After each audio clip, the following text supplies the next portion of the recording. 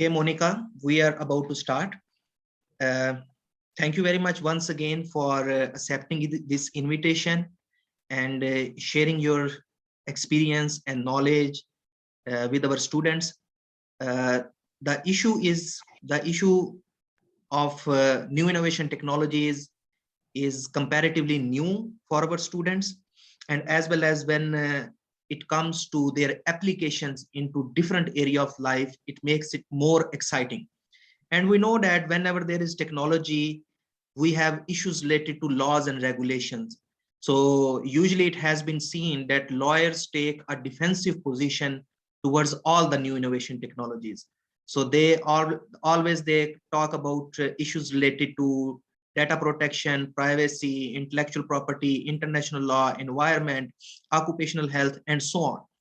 But in our university, or what we are teaching in our classrooms, we say that you have to accept the technology. You have to learn to live with the technology. It is better to understand the technology rather than to take a defensive position. So when you are more close to technology, then you can be more, comfortable to interact with the technology. So rather than to stay inside your own bubble and not to learn anything about technology, it is better for us to go close to the people who are dealing with the technology, like applied scientists like you. Secondly, your background and what you are studying now and what you are going to do is very much interesting for our students, as well as motivation for our students if they want to pursue a career with the multidimensional area of studies like yours. Okay, so I welcome you in Tashkent State University of Law, and you may start. Thank you very much. Thank you so much for Professor Ammar's introduction and inviting to be here. So today I will be combining with my background in the robotics business development for 7 years and my academic background in the AI MBA in the Shanghai Jiaotong University. So there will be 20 minutes presentation of what I'm working on related to the robotic startups overall in China or in the European countries. And there will be 10 minutes for the students to raise up hands to ask some questions according to your interest or your background. So right now, I will start. First of all, I will be introduction about my background. So just as I introduced just now, I have been working in the international business development for 7 years, and as an PM in the Fortune 500 company. And of course, I have 5 years experience in the robotics field. So right now, I'm also mastering in the artificial intelligence MBA in the Shanghai Jiaotong University, which is top one in Eastern China. So today's topic, we will generally focus on the FMP robotics, where I'm working right now as the head of business development in the FMP China Asian APAC region. So this company is a robotics startup based in the Zurich, Switzerland. So all of the robotics innovation started in the AI lab of the University of Zurich and ETH, which is the top 10 in the world top universities. So right now, around 50% of the top emerging technologies combining with psychology, care in AI, and robotics are merging into our products. Of course, basically are these collaborative robots. So the topics we are going to discuss are going to be in the 4 divisions. So about, I will take example of the care industry in China right now. And the second part is about care robots. Probably I will make you understand what the robots typically are in the world right now, and also some challenges in the China market right now in the Eastern Asian countries, and some sorts we are working on to work with local government or work with some local lawful institutions to how to solve it. So as you know, the China has the largest population in around 35% of the Chinese population are aging, which means 65 plus years old. Men are just belongs to these aging people. So this part of people, how they will be arising a lot of problems like the Medicare and the healthcare, like how we're gonna accommodate them to have a better living life. So we will understand there's formula. The dependency ratio means for one elderly care people, we might need a few laborers, like the younger people, to take care of them. So we can see from this chart from 10 years ago, there's only 12.3%, but until end of this year, there's one of fourth, which means every elderly, there will be 4 people cannot work. They have to work on to taking care of this elderly. So who are going to be contributing the society, who are going to be push up the society's progress. So this is a very serious problem in the society. The social environment, we can see this is very imbalanced in the care market in China right now. 90% because of the family issue or family culture in all the Asian countries, including China. So that's 90% of the care people, they prefer in the domestic care in the home, which could live by their children, could be taken care of, but of course they be raise up some burden for the children.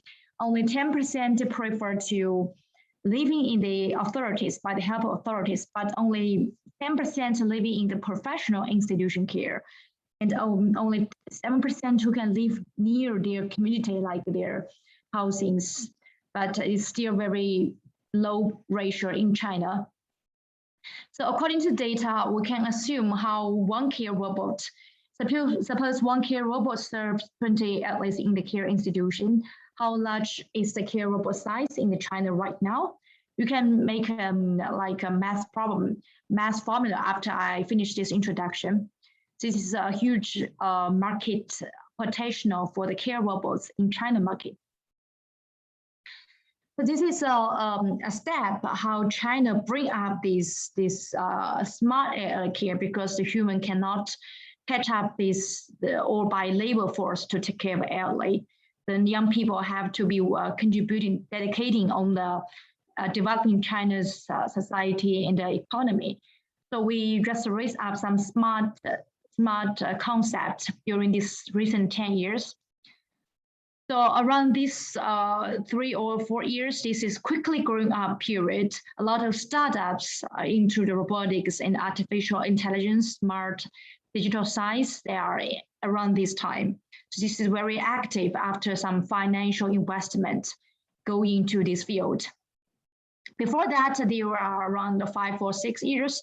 They are in the incubating by the government or government acts.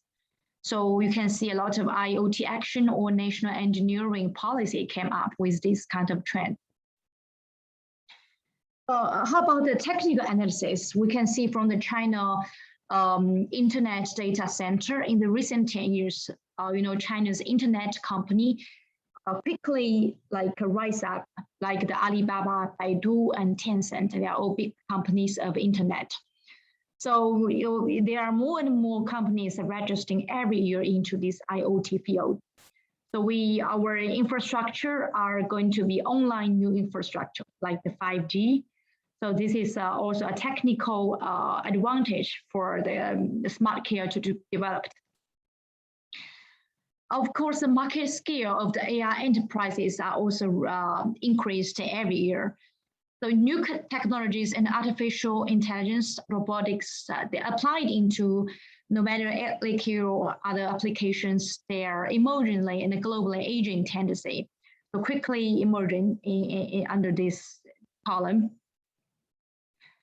So how about development paths? We can compare to the Chinese care industry in the smart care. Smart care means those one who apply IoT or robotics or some smart devices into this kind of field. This is 1 of 3% right now, gradually quickly invite to 1 of 2, 50%. into this field, which means this is a tendency that half of the Chinese care industries, they are very welcoming and embracing the smart care devices into different care field, no matter it's rehabilitation centers or nursing care or hospitals. Of course, this is greatly supported by Chinese government. Also, a lot of more like hardware companies, like care, robotics, or AI, or software companies, they are joining into this kind of army. So we can see very clearly on how the industry are shaping right now into different kind of business. In the upper layer, we can see care robots are kind of hardware. Of course, they are care software companies. They combine into together as a solution. So also there are some real estate that investing into building more care houses, building more care institutions, of course, some insurance or investing companies. They are gonna inputting more money into supporting these small enterprises. In the middle part, they are the integration company or say operation company. They're gonna integrating all of these hardware, software, the money into how they are gonna serve the care people. At the down layer, we have some finished building with some institutions, rehabilitation centers, or home or community care. So under these circumstances of the social, technical, and political environment, so right now we can see in the upper layer, the care robots greatly have a huge potential in our markets. So in your impression, we must understand there are lots of robots, industrial or service or military special robots, how they are shaping the China's market right now. So around 48, almost half of the care robots, the service robots in our markets are domestic robots, which kind of the small robots that can be close intimately integrating with the care people or integrating with the family and the kids. And only like 24% of public service robots. Of course, the care robots are among the Medicare and elderly care because Medicare and elderly care, they usually combine together. Some elderly people might come by with some like diseases or illnesses that needs to be Medicare to help deliver some medicine or having cure some disease like the bones problem, like in the operation robots. So right now we are focusing on these Medicare robots. So in this scale, market share for the robots used in China right now, so there are a lot of overlapping market share. For example, the rehabilitation robots, they are usually can be also public service, like those kind of information robots. They help patients to understand which business units they should go to, which symptoms they are catching up the disease, and how delivery robots are going to be delivering the medicine to the hospital. And of course, disinfection robots. So they are not just typically for the hospital, of course, for care for hospital or for some restaurants. They are all overlapping into one robot. So this is doesn't have very definite inspection into each other. So care robots still right now is yet to be explored in next following 10 to 20 years, especially in China market. You know that China have around 25% of population in the world. This is a large population, of course, large opportunity. So how about the care institutions among those 3% of ratio in China right now? This is very stabilized number around 3.8 thousand. The institution quantities right now is still rising in China because as the government supporting, more and more care institutions are going to be under development. They are helping the more care people to have a better sheltering. Of course, they are coming by some like manufacturers and hardware companies or AI companies into this field. So from the recent 5 years data from 2016 to 2020, we can see there's a huge gap in last year where is COVID-19. So when every people have to have the distance with each other, they cannot be interacting with each other. So there are a lot of robots come by to helping serving for the care people. For example, taking some newspaper or taking medicine regularly, or disinfect in China especially. We can see them all around in restaurants or hospitals or the care institutions. So for the top 5 care robots, we can see these provinces are all in the eastern China, where is very good economic development regions. So sometimes we need very solid financial or good development to boot up this field. So how the care robot size from the recent 3 to 4 years? We can be thinking from this market share, how much per LA spend on the robot service on average right now, based on the data I have been sharing on the first slide. They are around 1.9 billion right now in the China for the care robots, for the care people. But one care robot can only serve 20 people. It's quite easily to come out with this answer.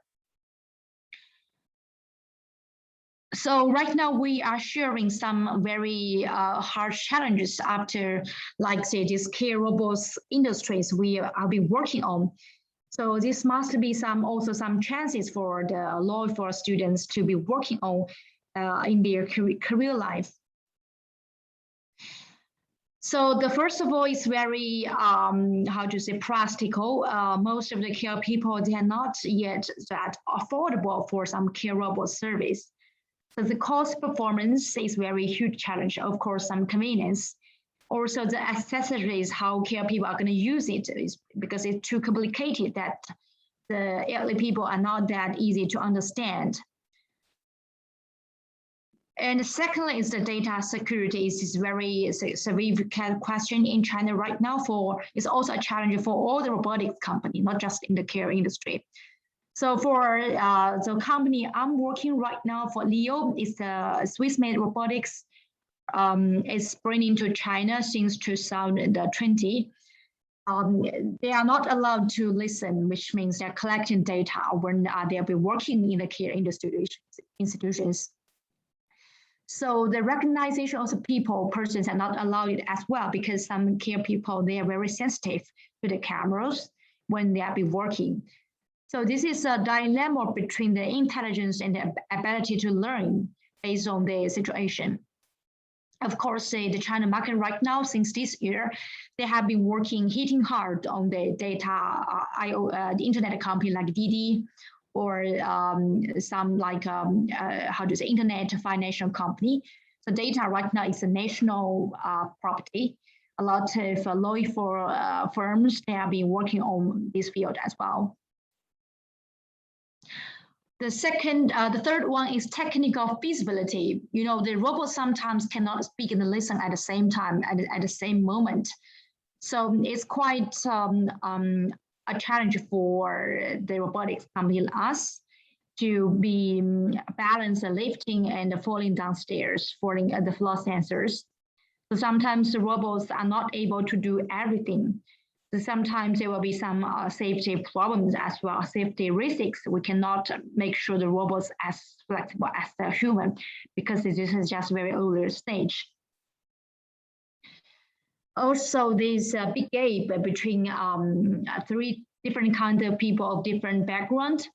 No, we all know the care robots is just a hardware carrier, but into this field, we can see the technical background are those people who create and combine the AI data and the mechanical or different kind of algorithm into this host.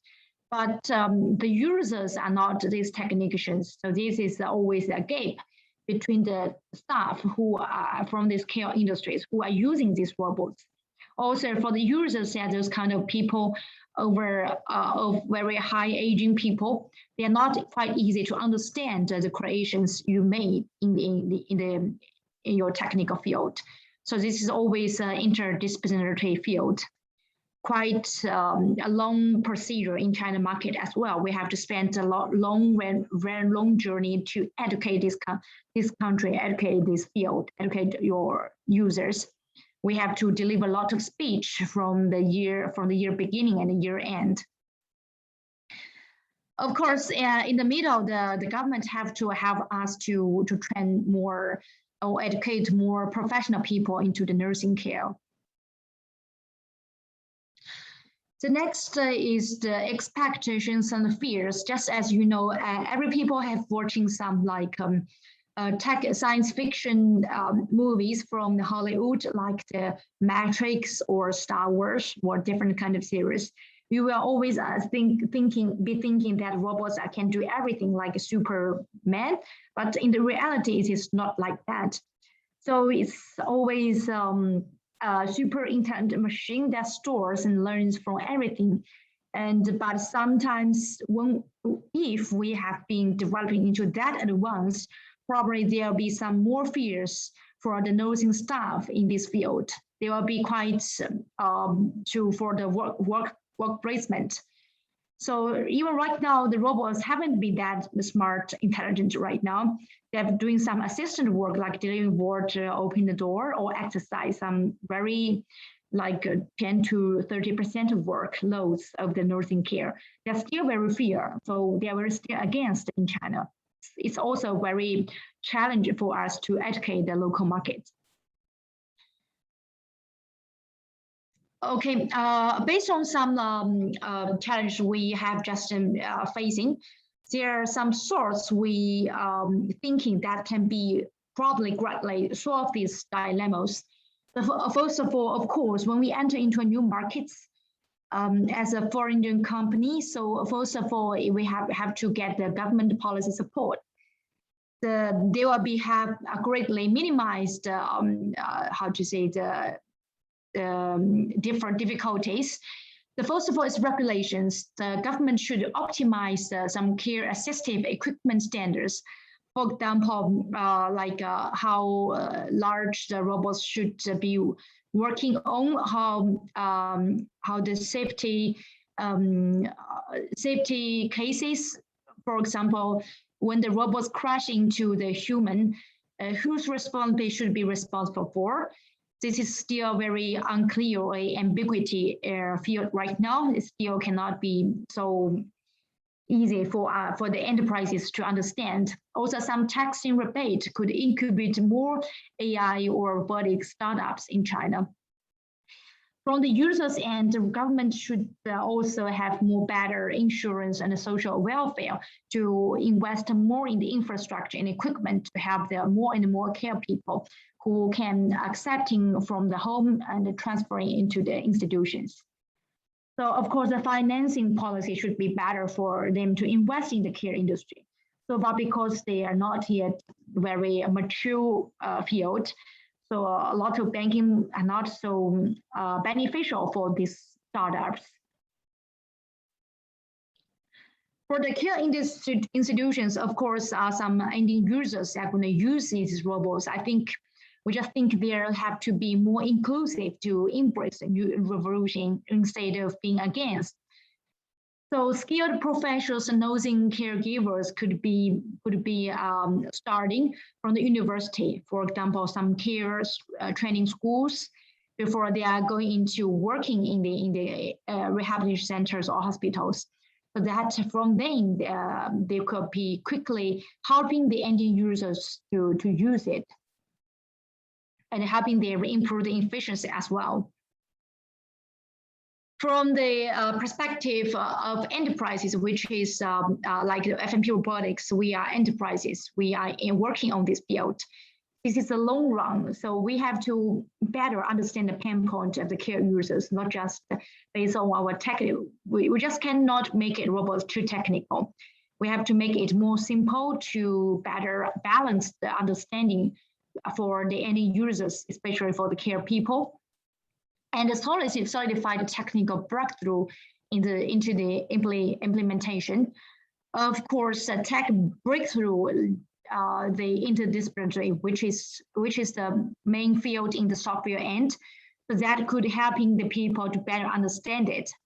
So overall in order for these AI robotics companies, we are not just we're not aimed to replace human, but serve and make sure they can have a better emotion, have better servicing quality for the care people.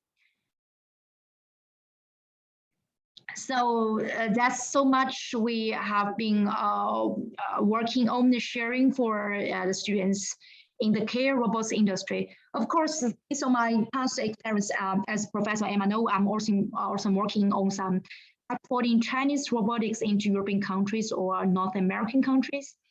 So maybe into this field, we could have deepened down details into not just in China markets. Hopefully, this would be a good reference for you guys to better understand your potential into this field. I'm not sure if there are some students could be very interested into this new field and some questions to me.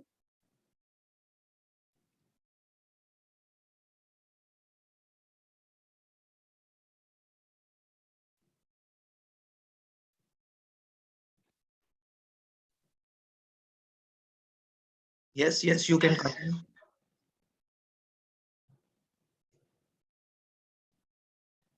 Sorry?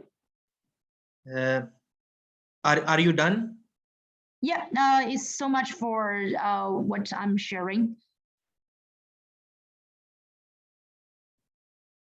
Yeah, okay. Thank you very much. If you can turn off your presentation, then we can start question answer session. Sure. Let me.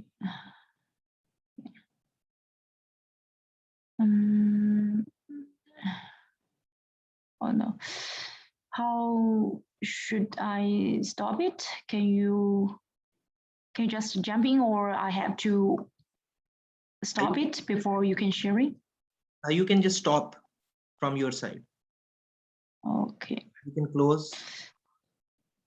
Okay, I think it's done. Yeah. Yes, yes. Yeah.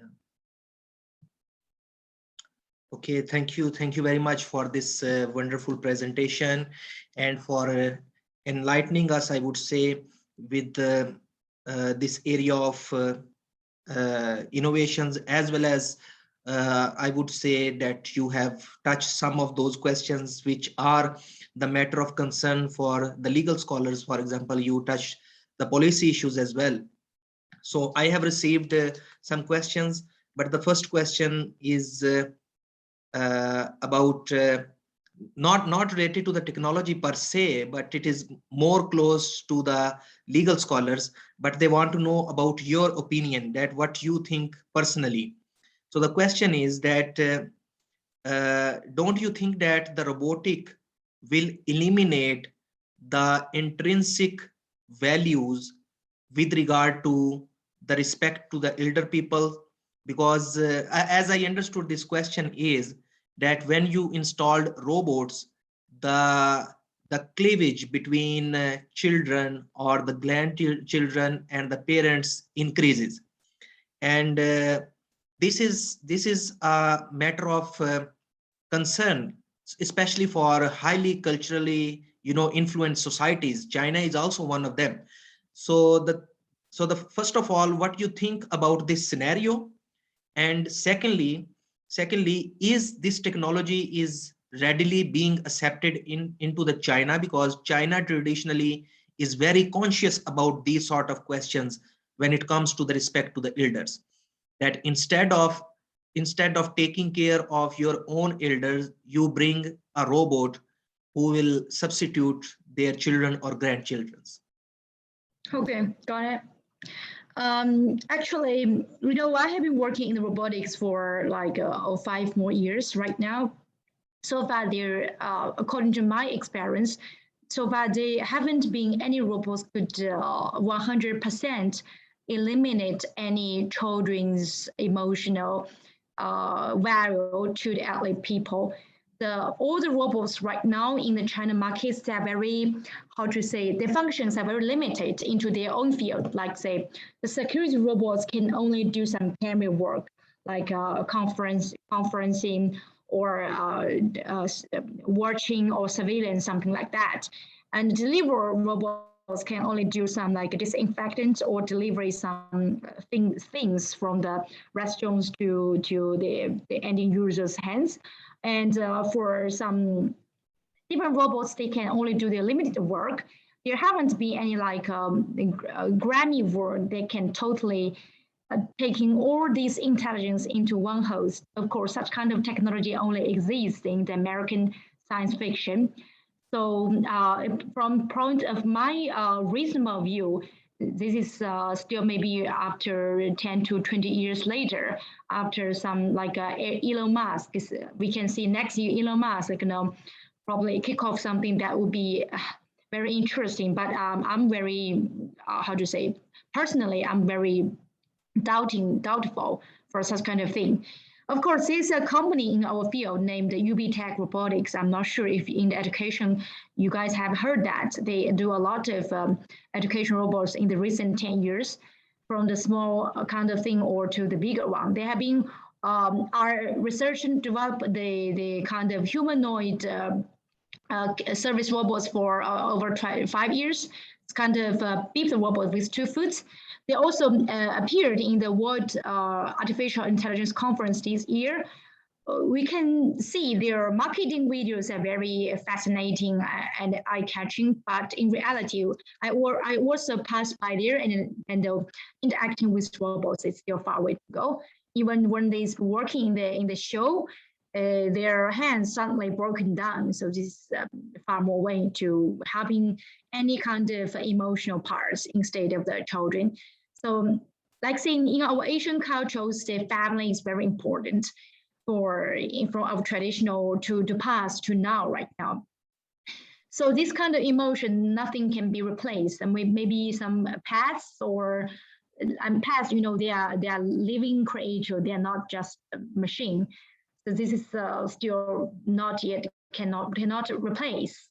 So from point of my view, I don't think this can eliminate. Maybe it can helping how to say relieving some like emotional parts. Maybe it's fun, it's interesting, but it still have to be more fun, more intelligence to maybe more be alike human.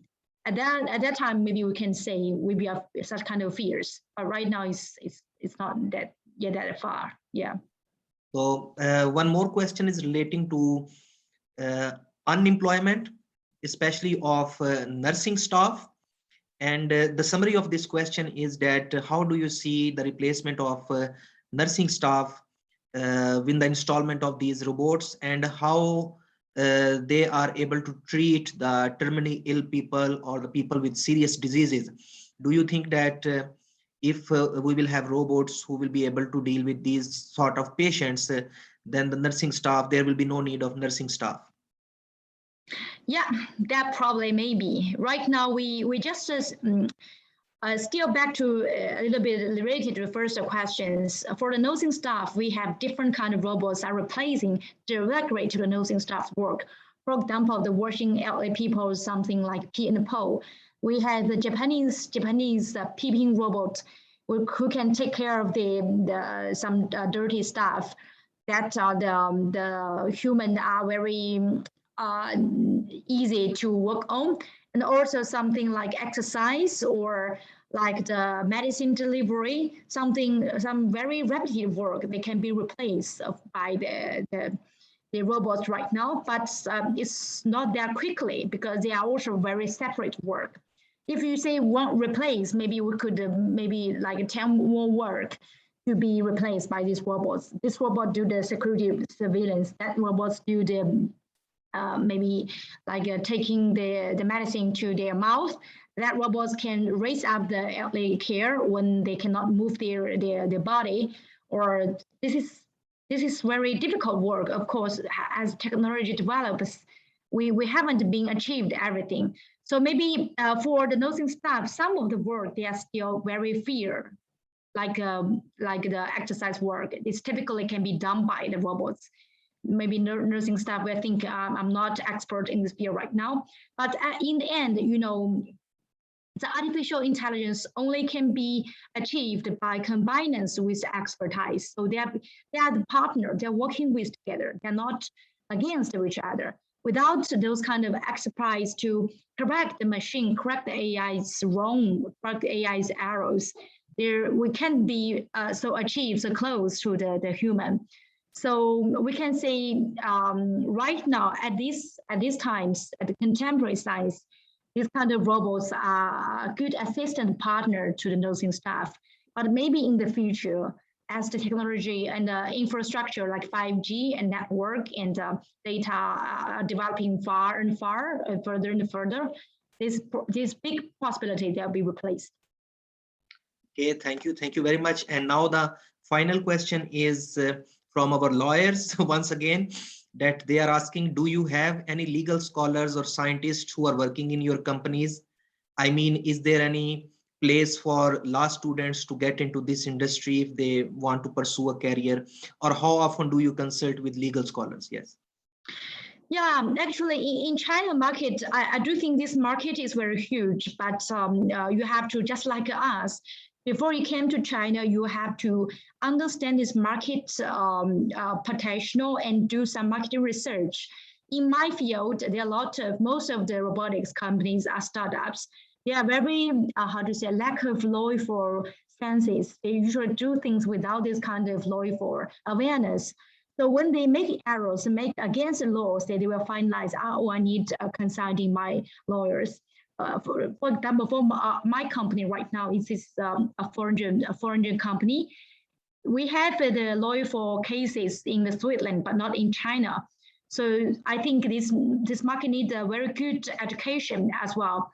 But we do make a lot of sometimes lawyer for regulations without sense. For example, when we last year, yeah, when we do the marketing things, there is some policemen, they call us, say you are against the marketing policies because you didn't know these regulations, something like that. You have to give a fine for some money.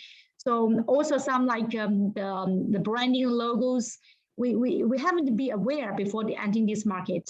So when it happens, someone was taking our logo, taking our branding name, we were probably thinking of sue them. We're asking help from the lawyer.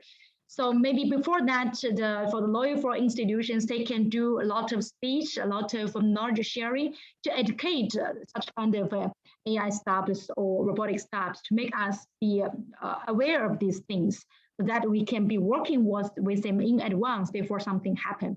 This is a huge potential, I think, very huge in China. Also, the Chinese government is how to say, advocating and encouraging more and more startups to especially for these bigger cities like Shanghai, Shenzhen, and Beijing. So they are lots of more and more people, they are starting their business. These kind of people are definitely your targets, but also your first target should be those kind of multinational foreign companies. They understand better professionally how to use this kind of money to help them cut off the risks in the future. So for us, we are very easy to pay such kind of consultation in advance before something happens. That would be a huge risk for us. Okay. Thank you very much, Monica, and for your insights and for giving a new direction to many of the students who will definitely think about pursuing a career somewhere on the crossroad of technology and law. And I would also say that we are the very first people, like you are one of the very first scholars in Central Asia who are talking about these type of, topics, who are actually bringing substance matter to it. And tomorrow when the history will be written in terms of technology law, they will definitely remember about these presentations and what we are doing right now. So thank you once again. And we are really looking forward to your company and the other companies to be your academic partner. Our students will be very happy to keep, themselves update. And maybe if you have a newsletter of your company, we can share the official email address, and you can also share the news and we can disseminate among our students who will be very much interested to know what sort of technological innovations your company is doing, and maybe they can offer you something, or you may offer them something in future. Thank you very much once again, and take care. See you. Thank you, Professor Ammar, and thank you for your invitation again. I hope that this will be helpful for you guys, and welcome for the interact with me if you guys have further interest in this field. Thank you.